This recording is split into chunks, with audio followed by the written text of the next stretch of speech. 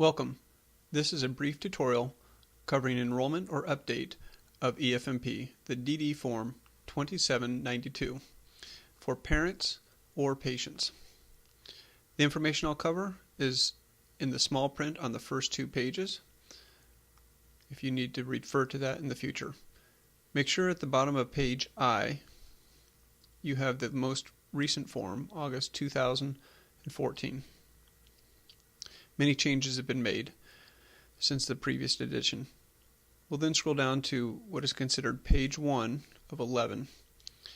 In the middle of the page, authorization for disclosure of medical information.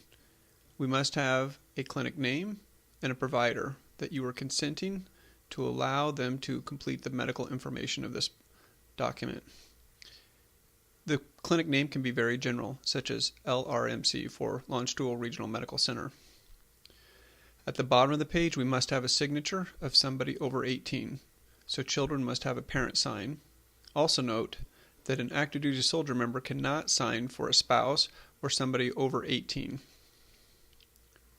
If you are unsure of what this document is requiring you to do or what you are consenting, please meet with the EFMP representative to have your questions answered.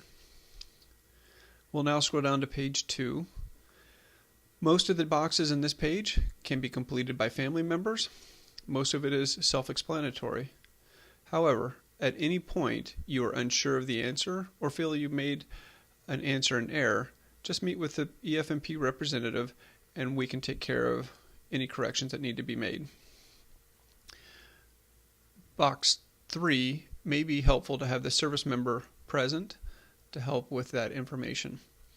In box 4, we also note that at times dependents have been listed under different active duty family members, and we may be able to extract previous documentation if we know that information. Under box 7, sometimes you will have product literature that will help us in describing the product that is being used and what requirements are needed for its maintenance or monitoring. That is really the only 2 pages that need to be completed by the family member or patient. We will scroll down to page 3. At the bottom is a certification.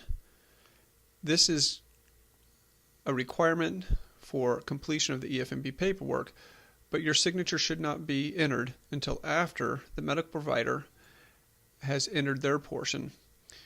Your certification signature indicates that you agree with the medical provider's information and course of action. If you disagree, please discuss your options with the EFMP representative. It is important, though, to become familiar with the other pages of this document to help with accuracy, especially if you receive any care outside of the military medical system. Referrals sometimes do not have complete information for this documentation, and anything you can help us capture right away will facilitate the completion of this documentation. Also, if you have a child that is enrolled in an IEP or receives special services from the school, they will have to complete a DD 2792-1. This is only the 2792. The 2792-1 is completed by the school, but also submitted to your EFMP representative to have a complete documentation. Again, if you have any questions, please contact your EFMP representative.